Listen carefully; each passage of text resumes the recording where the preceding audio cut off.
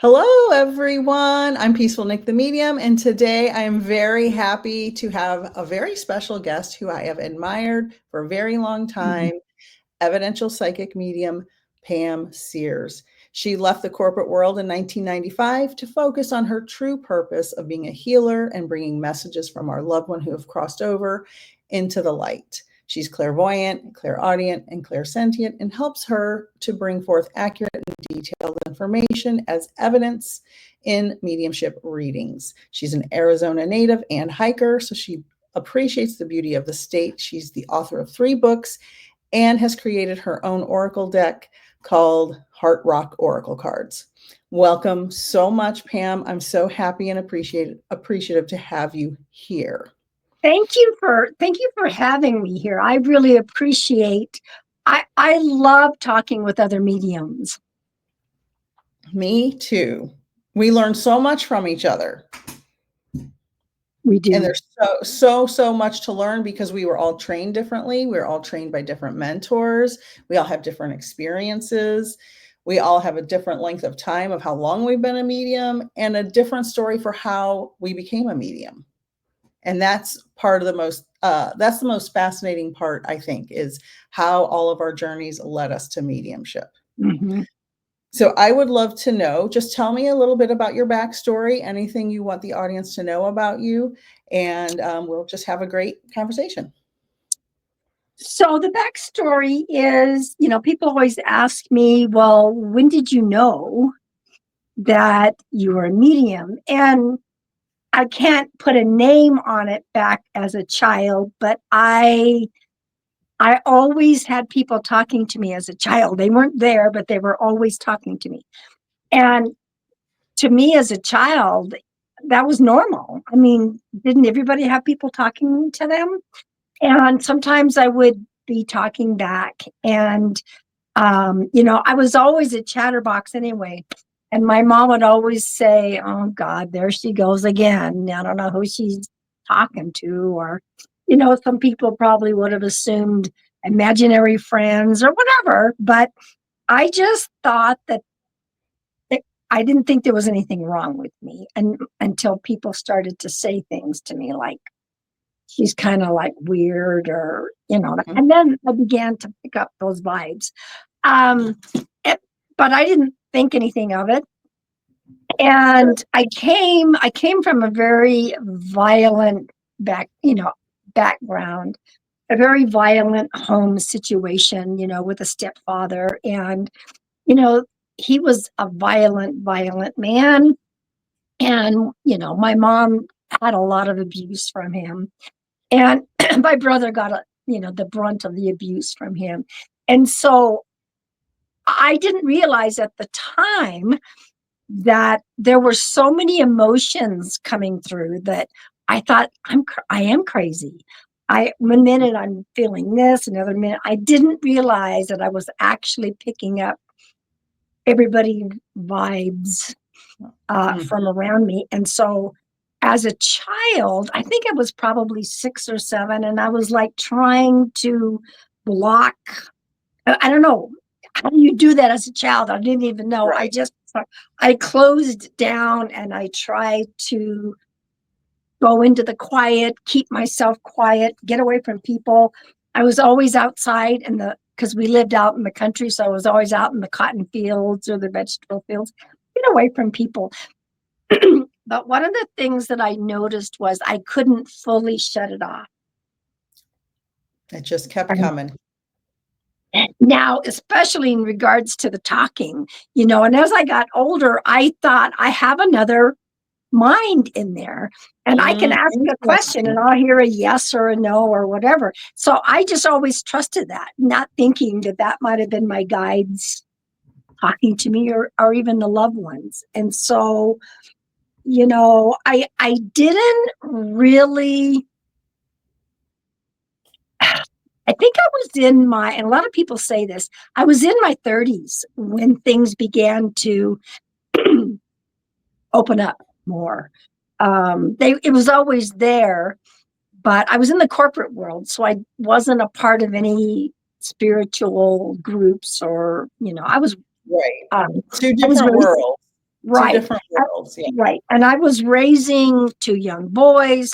I was very unhappy in the corporate world, not realizing I didn't belong there.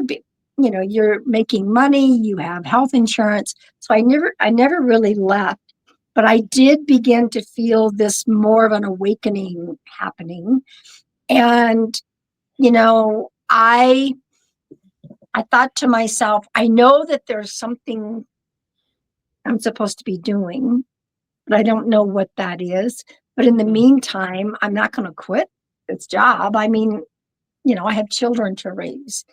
And as the universe sometimes works, Mhm. I would not leave that job.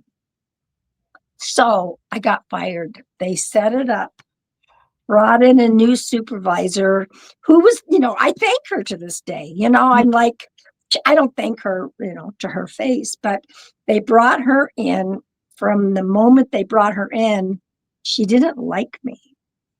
No reason in Right. particular. And I got very ill. I had to be home for a week, and she decided to go through my files. And, you know, when I came back, she had already set me up for failure. Right. And Right. one day I kept spinning my wheels, trying to do everything she asked. And then she kept coming back saying, that's not enough. That's not enough. And then I showed up one day and I got escorted out and I was fired. Mm. I was in a state of shock. But a very good friend of mine said to me when I let her know, she goes, congratulations, Pam. And I said, Absolutely. how can you say such a thing? And she goes, you don't belong there. And the Mm. universe kept giving you hints about leaving and you just wouldn't. So the universe kind of helped things along. Okay. Exactly. Yeah. Now, it still took another year for me to actually realize what I was supposed to be doing. I would go and work for temporary agencies. I didn't want to be a part of, you know, a particular job. I just worked for some temporary agencies. And then I began to realize I'm very dissatisfied with this and it's not for me. So during that time, I was swimming at least 2 or 3 times a week doing laps in the pool. Okay. This particular day, I was doing my lap. There was nobody in the pool but me. And I kept saying to God, what am I supposed to do? Where am I supposed to go? I know that I don't belong there, but I don't know where I belong. And as I was swimming, I heard a very deep voice who has spoken to me many, many times in that same deep voice. And he said, massage college. Interesting. I stopped swimming and I stood up thinking somebody had entered the pool. There was nobody there. And I thought to myself, huh. And what's fascinating is I had already started to get massages by someone. Okay. And then when I went to her and I'm like, oh my gosh, I never thought of anything like that. And she kept saying, well, I knew you were destined for it. You had to come up with that on your own. So I did some research. I came up with a plan. At that point, my ex, wasn't my ex yet, but he was not happy with the plan. Mm. No. You know, it's like, you mean like touching men? You know, there was Right. he had a connotation to what I wanted to do. And I was like, I feel guided. This is what I want to do. I quit the temporary agencies. I got a loan for this massage college. I interviewed and I started. And I Mhm. thought that I was 40.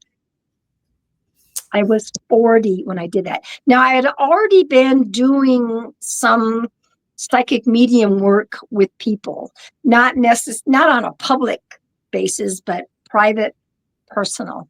But when I went into massage college, it was just sort of like,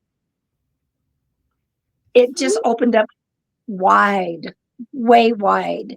And it seemed perfect to do massage work because I was already in people's energy fields anyway. Right.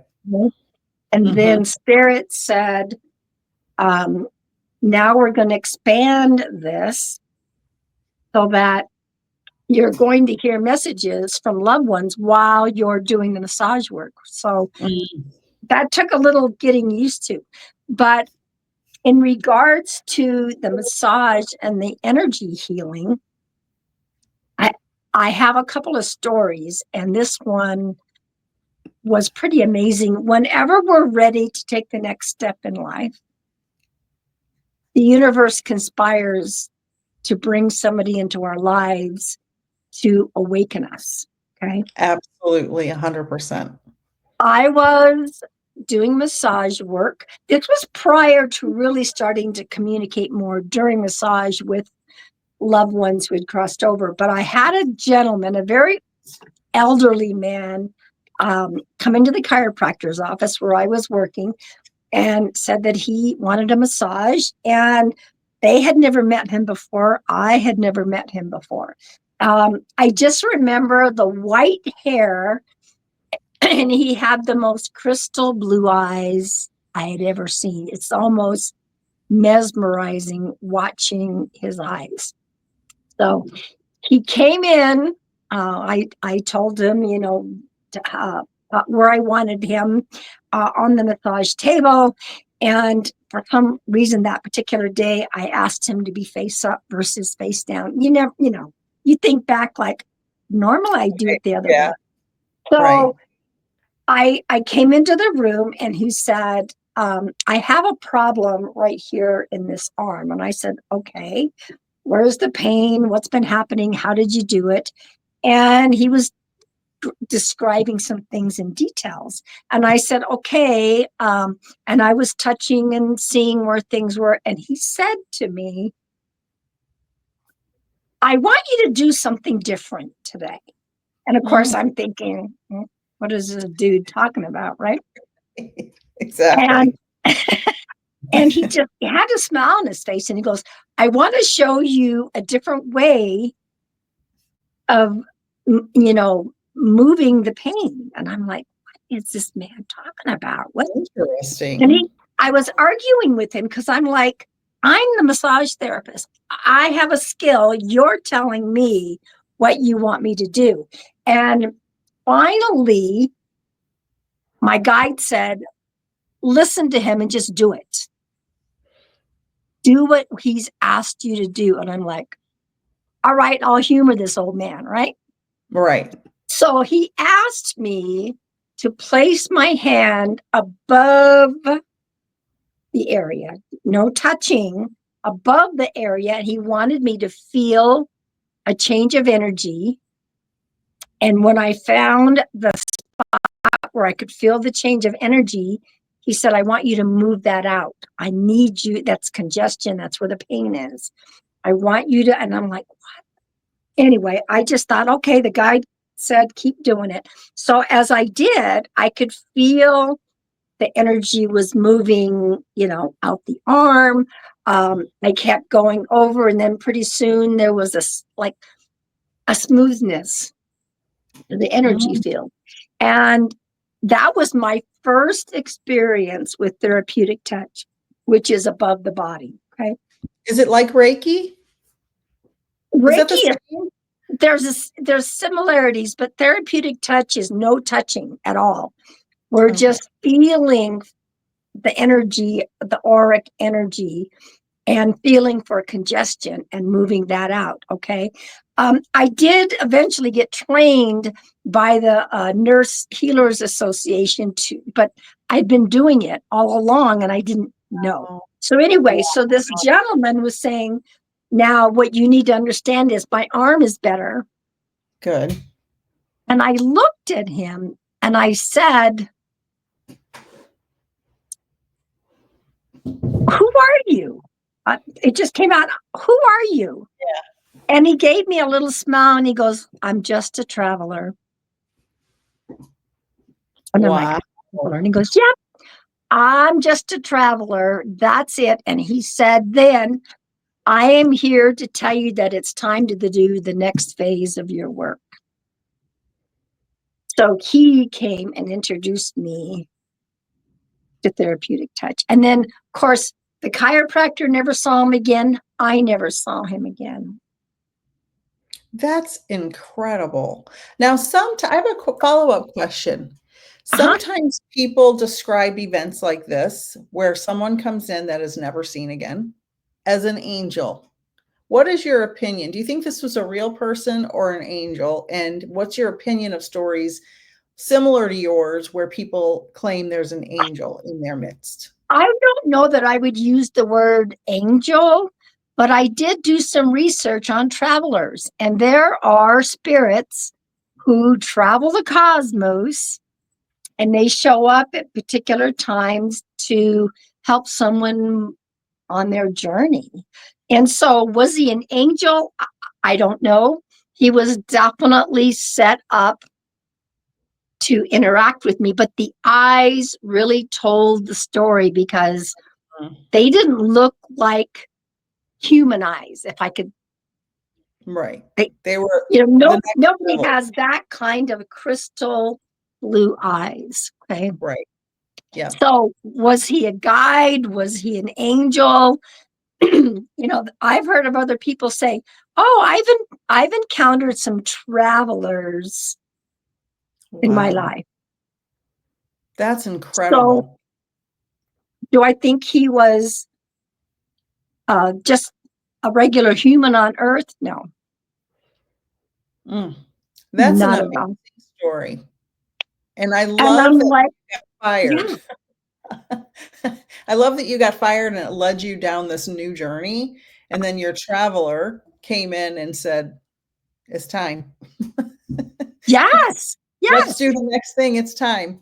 yes. And I was just like, oh my gosh. And so, like when people say healers are born healers, and I agree with that. Sometimes we have to be given some guidance and ways of doing things. I did go and work with the Nurse Healers Association so that I could understand therapeutic touch more. But like I'd already been doing it, and he was reminding me, see, it is time for you to go do this next phase of your work. And I was just like, OMG, I've never, ever forgotten him. And so every time that we're meant to do something, we're going to be somehow guided, pushed, shoved. In my case, Right. I was shoved. But I do feel that everything happened at the timeline it was supposed to happen. I wasn't really meant to go to massage college until it was that particular age.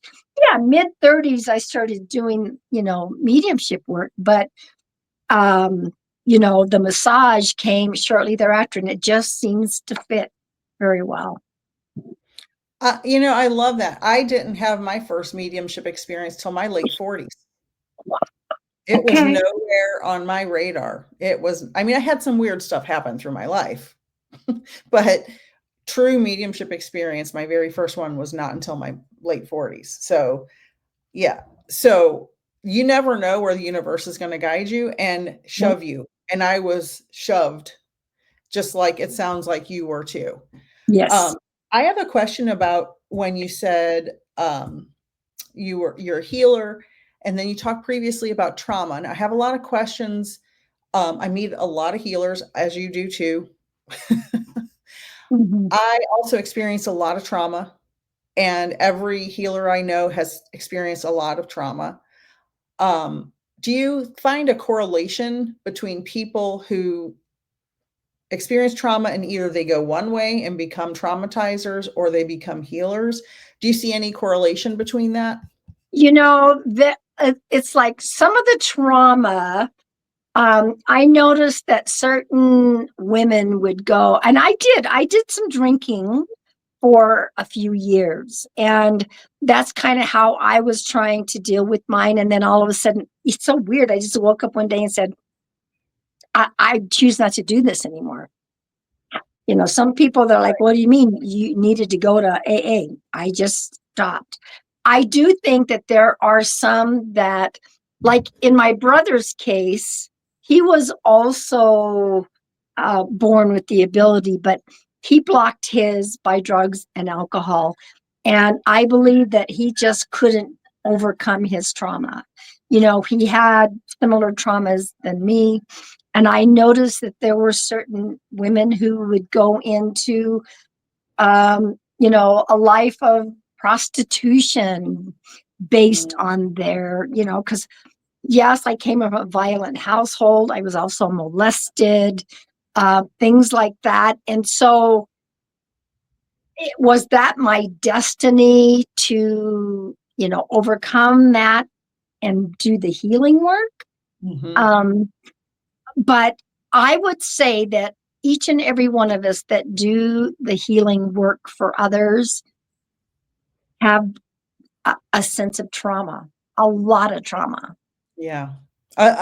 More than a normal amount. Like everybody Yes, has trauma, but people like you and I have a similar background to you, in the home or family of origin. It's a different kind of trauma, the things we yes, experience than regular trauma. Like there's different levels. Not that everybody doesn't experience trauma in their own way and still have right, pain from it, but I yes. agree with your assessment that we have the healers are the ones that come from the deepest trauma. I agree with that. And I've said that word like 50 times in a row. So I'm sorry to No, everybody. and as I went and did adult therapy, I remember this therapist saying something to me that was really profound. And she said, so you have residual effects from your trauma. Mhm. Now, my question to you is, what do you want to do with that? Because you also got strength. You got strength from those. Right. How do you want to proceed forward with that? And I'm like, and she's the one that told me, you're not a survivor, you're a thriver. Okay. I love that. Hmm. And shortly thereafter, I began to volunteer at a child crisis shelter, working with the little ones. And so that was my way of like kind of giving back and helping.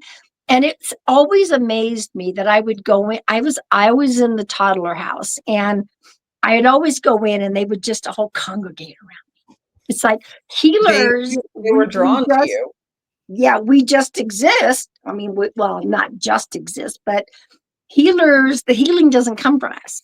It comes from the universal healing energy. So we can be in a room and have people, and people have, ever since I was little, they were always drawn to me, but I didn't understand that. I kind of thought like, ugh. But these little ones were just like little sponges. It's like it was accepted by them because somehow they knew I was one of them. They have If that that light. makes They sense. see the light in you. Yep. And that's the same when And you said you irritated your boss that fired you. I believe that certain people have such something in them that irritates people that are incapable of accessing that something.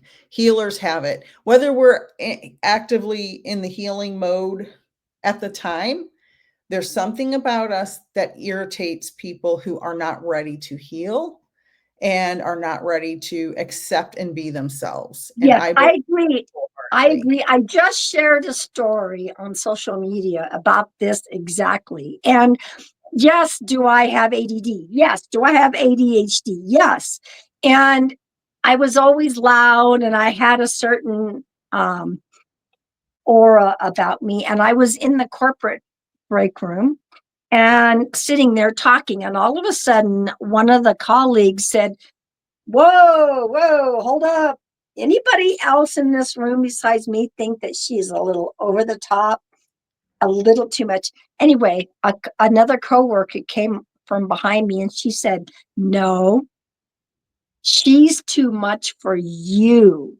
Yes. Yes. Yes. She's perfectly 100%. fine who she is. She's too much for you. And then that, because when the colleague said that, I began to low, Right. make myself smaller. To And make after, small. yeah, so that coworker, I do believe that we plan people in our lives that will come up at a certain time, say, I'll be the one that says that. And so she comes up and said, no, she's too much for you. And so I was reminded that when people coil back, that's not me, that's them. They cannot handle, especially if Yes. you end up around somebody that's really low vibration. Yes. You, Yes. you irritate those kind of people. And I've just learned to accept I am who I am, and I'm not for everybody. No, I agree. None of us are for everybody. Right. There are people in our orbit Yes. especially when we do healing work, we realize who is afraid to be around us, afraid to be in a relationship with us still, whether it's friends, family, partners, whoever it is. You see how fast they run away, how fast they disappear. Because, like you said, your friend at work said, she's too much for you. We can be too much for people because they can't. I always feel like people are afraid to be themselves. Yep. People are afraid to really express who they are because of societal norms and parents who tell you to be a certain Mhm. way, friends who tell you to be a certain way. And people suppress their true nature Yep. very, very much. And it's what makes the world really sad. Yep. I If we agree. could all be ourselves and explore our gifts, whatever they are, whether you're an artist or a doctor or a medium, whatever it is, explore who you really are, find who you are, Right. be who you are, do no harm, of course, and Right. everyone would be a lot happier. I For agree. I would like to know about your cancer journey. Can Okay. you walk me through that story and tell me how you are now?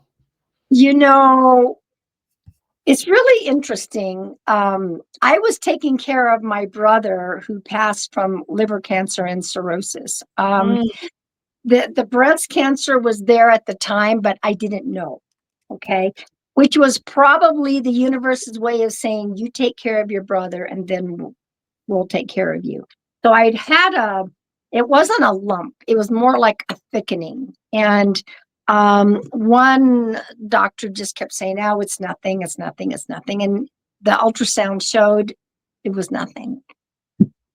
Now, I'm not the ultrasound, the mammogram. And eventually I knew something, I just knew. And so I finally went to another doctor and she goes, something's not right here. We need to right. have you go for a mammogram and include an ultrasound. Now, what the type of cancer that showed up is called lobular. That does not show up on normal mammograms until Oh, it's advanced. That's why you need to have ultrasounds when you find, right. thickening or I had that. I had to go through that. okay. Luckily, I was clear, but I did have a Right. lumpectomy. And so, the ultrasound did show it, and I'd had it for 2 years. So for Wow. 2 years it was in there. And then eventually they did a biopsy. They found out it was, the lobular cancer. It was too big. I had to just have a mastectomy. Mm, And that was in September 2014. Okay. wow. Now, I want to share something that happened before the surgery. I had already planned a spiritual retreat to Maui, and the doctor said, you may as well go. We can't do the surgery until it's all approved and everything. So we were going up to the road to Hana, I've and been we there. It's stopped. Yeah, beautiful. It's and we beautiful. stopped at the lava rocks. There was a beautiful spot of water in the lava rocks. And we each went to our own spot to have some quiet time. And as I stood there, remember the deep voice from the pool? The Mhm. deep Yep. voice said to me, you are not being torn apart. You are being put back right. Wow. And of course, I turned around and there was nobody there. Okay. Wow. Wow. Do I personally think that I was meant to not know the cancer was there? Yes. I knew if the cancer was there, I wouldn't have been able to take care of my brother, all kinds of things. But what happened was, I had the mastectomy, and I was working for hospice at the time. Now, what I chose was no chemo, no radiation, even though they found some in the lymph nodes. My whole being said, no, that's our higher self. Don't do it. So I didn't. And the powers that be were not happy about that. But I think in my heart, that's why I'm still here. In my opinion, that's why I'm still here. It came back 2 years later and it had spread to the stomach and the colon, which is 1% of lobular will go to the stomach and colon. So that was me. But I also knew, just like the mastectomy, I knew that there was healing to be done. Mm-hmm. I did a lot of healing after the mastectomy about nurturing myself, but there was more healing to be done. Like, what was I not able to stomach? In the colon, what was I not able to release? So I was already on that spiritual journey, so I did some of that. And then when it was found, I started another drug, not chemo or radiation, and within 9 months it was gone. Okay. Dang. I was in remission. Even though it was a stage 4, I was in remission. And so, then all of a sudden things changed. COVID hit. I knew it was time to move up north because I wanted to volunteer at my sacred place that I'd been up there. So COVID hit. We were in lockdown. I sold the house. I moved up north. Everybody thought I was, whatever. And I moved up here and I started doing my volunteer park ranger stuff. And all of a sudden, I found a new oncologist up here that I just adore.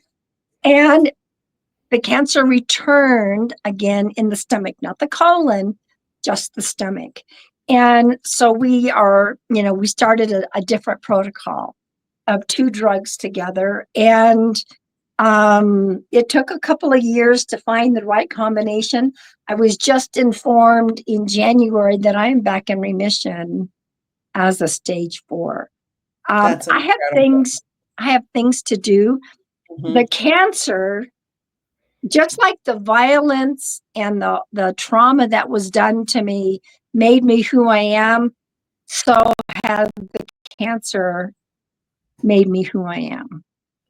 If that makes sense. I agree that everything that happens to us happens to make us who we are. And I have said that many times. People don't understand, who know me, the trauma and abuse I experienced made me who I am.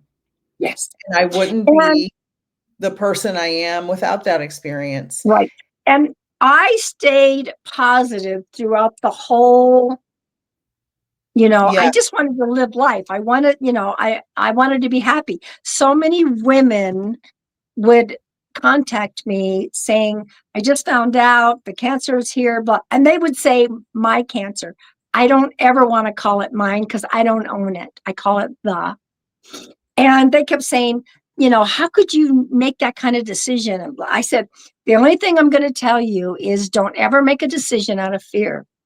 Right. Absolutely. They kept trying to bring fear in to make me do chemo and to make me do radiation. I'm not saying it's not for others. My body said, no. For me. Yep. We're not going to do that. And so, yes, I'm up here. I've been up here for years. I'm still doing my park ranger thing. It was a miracle that it came back in remission again. I have no doubt it was a miracle. And I had a dream that said, I didn't know that dream said that I was in remission. But I know now that I think back, there was a dream that just said, healing, you're healed. And I was like in a state of shock when the GI doctor who did the biopsy of the stomach said, I'm telling you, I don't know what you're doing, but keep doing it because there's no evidence of disease. So, and I turned 71. And of course, another thing, mom passed from pancreatic cancer when she was 70. I had a psychological thing, not reality, but I was like, I need to live longer than mom. Mom passed at 70. So I hit 71 in January and I said, okay, we're good. Now you're on the road to continue healing. You said something, well, congratulations on being in remission. That's incredible. And I love all of that and how you advocated for yourself and you didn't let somebody convince you to take drugs that were going to make you sicker. I love that. Yes. And you said something earlier that I have another mind in there, that you realized that when you were younger, you heard that voice and you said, I have another mind in there. And first of all, I love that quote. Let's just start with that. And secondly, that leads me to, how did you know you were a medium? And tell me how you started your mediumship journey. You're healing and you knew you had some mediumship stuff and you were doing a little mediumship stuff. So can you walk me through that process, how that happened for you? You know, it was kind of a slow progression and I wasn't really thinking about anything, but things would just come out of my mouth and people would say, how did you know that? How did you, I started playing around with oracle cards.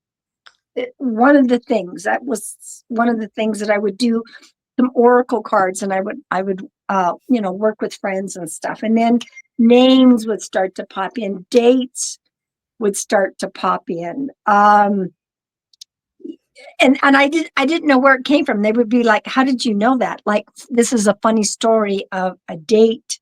I did my very first online experience years ago when the kids were younger, and they were like, this is so stupid. We don't think you should be going out and blah, blah, blah. This guy's probably crazy.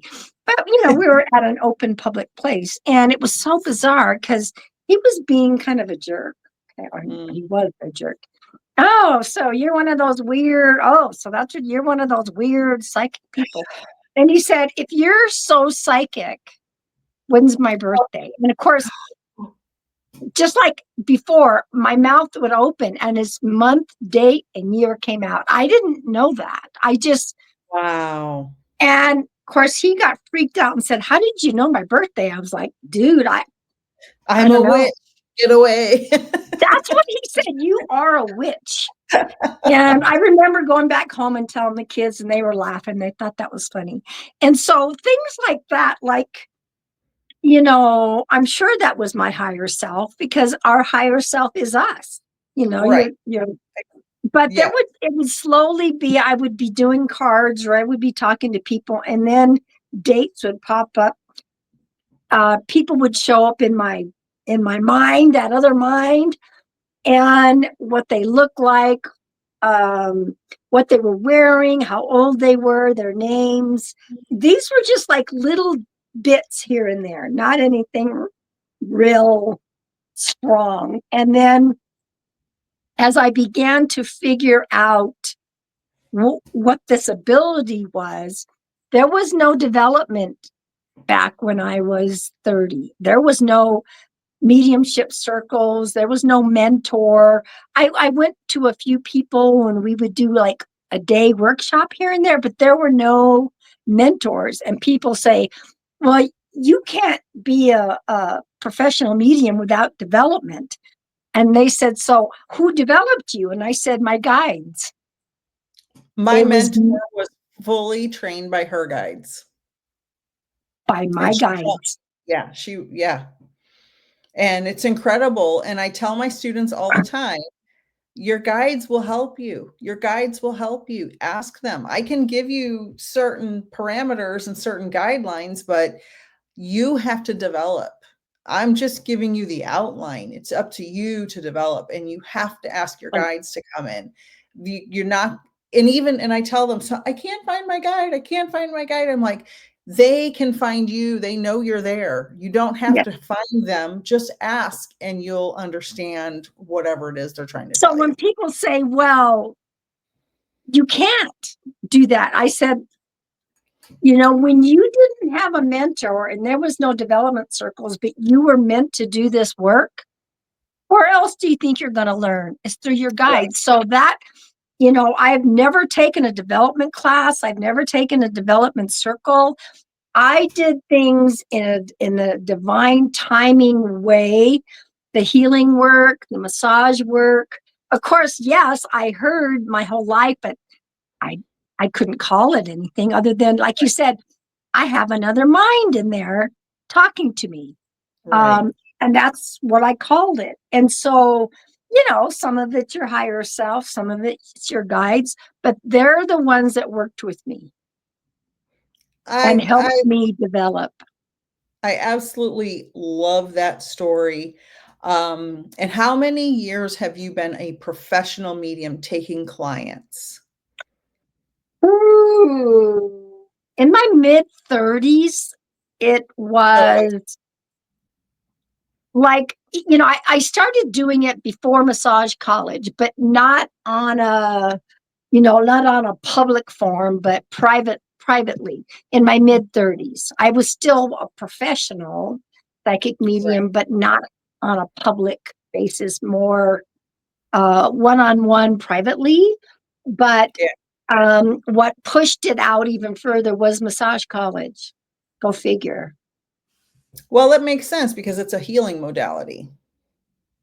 And so it brings, and you're, working one-on-one with people and their I energy mean, I field. could say I started massage probably 39 is probably when I started. So I had a few years of the oracle cards and giving people bits and pieces. Was it like full blown mediumship where I had these whole hour sessions? No. Like I Oh, said, things began to and people said to me, weren't you ever scared? And I said, no, I never was. Even as a child, I never was. It's because I was trained by my guides, and we did it was a slow process. Let's put it that way. Some people think they want to go to development and all of a sudden they're trained and they think they're ready to go. And that's detrimental to people. You really want to have that experience, and a little bit more under your belt. But to each their own, really. and it also, I think it varies from person to person. Some people, if they have all the experience you had in your life with, getting information from your guides, and then you took a development class, you could be developed like that previously. I'm not talking about Right, now, obviously. right. But then there are other people who I've encountered who've been in mediumship courses 4 or 5 years, and they're still not developed enough. And I'm thinking, it's different for everybody. Not Um, everybody, and some people live in fear. They're afraid. Their ego gets in the way, and so they just want to keep taking classes. And it's like, look, you gotta pee or get off the pot. well, and I personally feel everyone can be trained to develop it to the point where maybe they can communicate with their loved ones. But I personally feel, it's controversial, I suppose.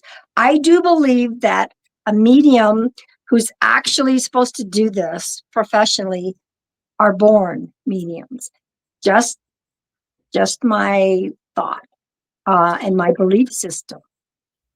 I mean, I think I have, I guess, a similar belief because not everybody is meant to be a professional Correct. medium. People Correct. who don't deal with their trauma, people who don't heal, people who come from a negative place and see everything through a negative lens, Yes. they certainly can be a medium, but Mhm. should they be? Right. No. Correct. We shouldn't be telling people that you have an evil spirit attached to you. Pay me $500 to release it, Right. Right. Those people probably can be mediums, but should they be mediums? So, Right. And it's like they say something about, well, are you also psychic? And of course, mediums are also psychics, but yes. not all psychic is a medium. And so I've The always second slide in believed, my development course. That's the second yes, slide. yes, Because it's different, because it's a different kind of connection. right, Yeah. Mediumship is a very specific type of connection. correct. I Um, think in a lot of my mediumship sessions, some of the guides come through and give guidance and things like that. So some of it borders on also a little bit of psychic, so I kind of just go with the flow. And I mean, it takes, having faith in your team, your spiritual team. I yes. mean, do I think that I was up there on the other side getting ready to incarnate and that I chose this life? Yes. What's weird is I didn't choose it until the rest of my life. I was up, in my mid 30s doing, it's so weird to even see that aspect of my life, because I graduated massage college. I walked out of the house with 2 young kids, not knowing where I was going, what I was going to do, but it was all meant, it's all divine timing. Always. Yes. Always, always. Like, I couldn't have been a medium before my kids were grown. Right. We were too busy. I was working 2 jobs. There's no way I could have done it. I Once they understand. were Yeah. adults, it popped right in. It was so crazy. I know that you are an author of 3 Yes, books, and you have your own set of Heart Rock Oracle cards, I and do. I would love to hear more about your books and your cards. So let me see. Actually, the cancer is what prompted me to publish my first book. Go figure. Wow. Um, Well, divine I had timing. written I had written poetry ever since I was a child. That was my escape. And I always thought, I should probably publish. And I went, nobody cares about my poetry. Nobody cares. And my one editor friend that I met, she said, the state of the world needs your poems. Okay. Mm, Look at the state of the world. So I said, mhm. and then because of the cancer, I said, you know what? Life's too short. I'm going to publish I'm going to publish a book, just one. So it came out to be Whispers of the White Dove. So the white dove is my spirit animal. It's always been my spirit animal. So I got help from my editor, and we put it in different little like tolerance, inspiration, faith, healing, reflection. So there's different poems in here. And it's interesting because all of my books have been uh, reviewed by readers' favorite, and they've all gotten 5-star. There was a gentleman, took a long time, but he found this book and he said that book is biographical, autobiographical for the author. How did he know that? He just, anyway. Mhm, And then the cancer came back, right? mhm. And I said, all right, I'm going to do that. I'm going to do another book. I mean, it came back. I don't know how long I've got to live. So, Heart of the White Dove came out. And what I put in there was the cancer journey. I had forgot to let you know that I was a hospice massage therapist for 9 years. Wow. Where I forgot to put that in there, but that was also incredible in regards to hearing spirit. I Um, imagine it was. yeah. So there's hospice stories in there, some spiritual short stories, and a few poems. And then I decided to write um, a book for my grandson, Xander, about him meeting his spirit guide. Spirit said, it's time to do a children's book. So Wow. Xander doesn't want to take a nap and he throws a temper tantrum. While he's in timeout, you may not see it here, I all of see his it. spirit, all his spirit guides show up. They Wow. show up to help him understand why naps are important, how to say sorry to mom and dad. And in the back of the book, I have a page for parents so that parents can understand our little ones see, hear, and know spirit, and to be open to that. And so I have a second grandson, Leo, so I'm writing a book for him. So I'm working on my fourth book. And Everything. where can we get the books? Where can we get? Oh, Where's the they're for all you? three. They're all three on Amazon. Okay. Or they're not, you can't get them on your website. I want whatever's best for you. If you go to my website and click on the book, it'll take you to Amazon. Okay. Some people prefer to order on their own site. Just wanted to make sure. And I,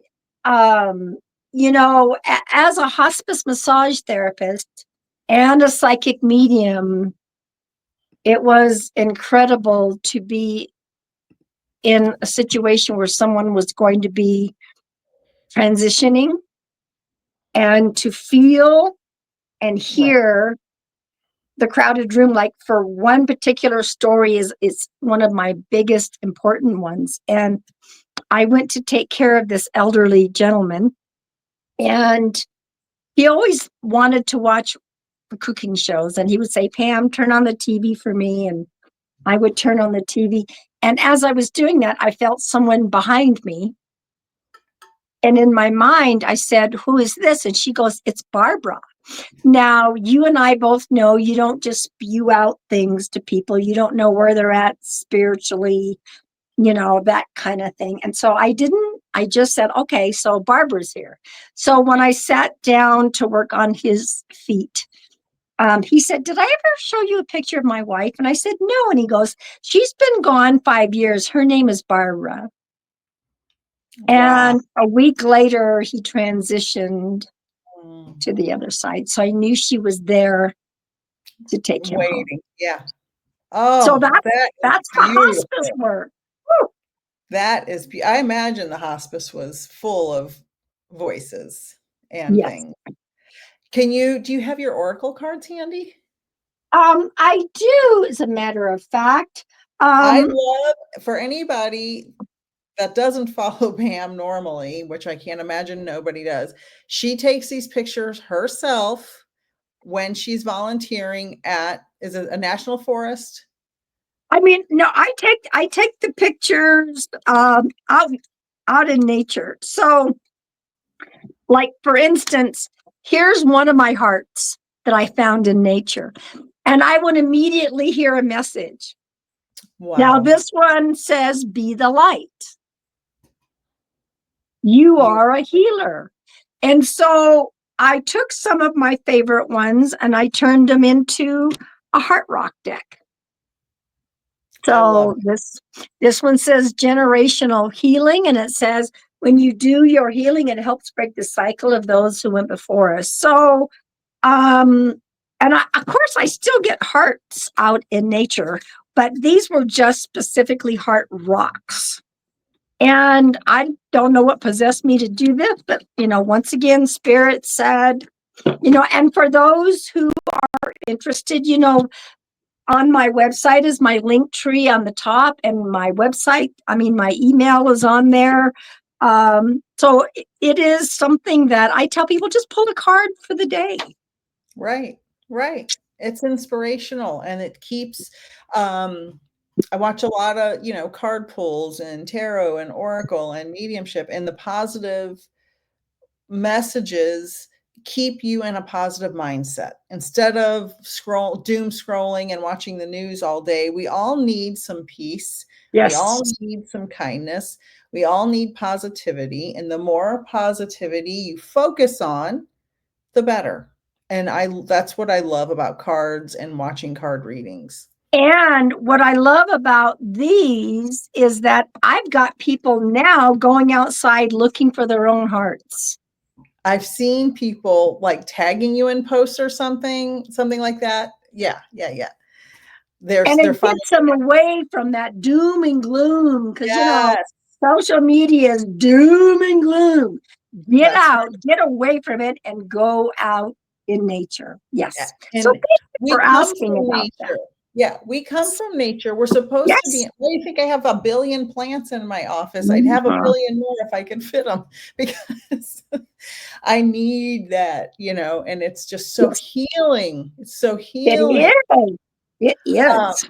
I love it. And Pam, if there's any specials or anything you want the people to know about you aside from your books and your cards, what types of readings do you offer?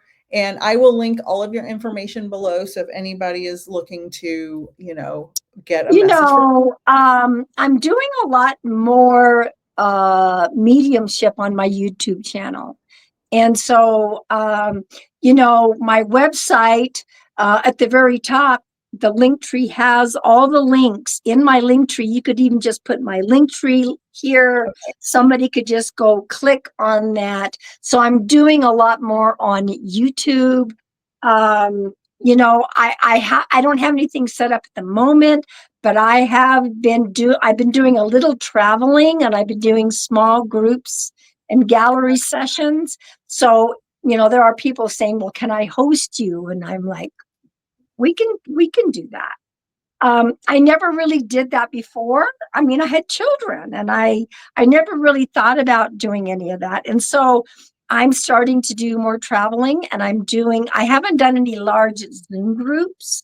But I'm starting to do more gallery stuff. So it, I, that's wonderful. as I plan that, I will post that information on all my social media.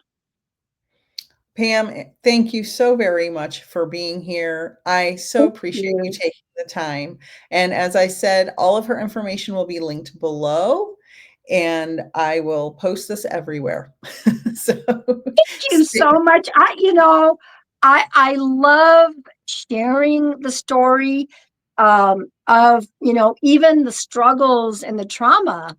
And so it's just about it's just about if I can share something, okay, and help somebody, then that's important. So thank you for having me. absolutely. And it is about Okay. the sharing that helps people. Hang on Thank you just one so moment. much. Thank you, everyone. Thank you, Pam.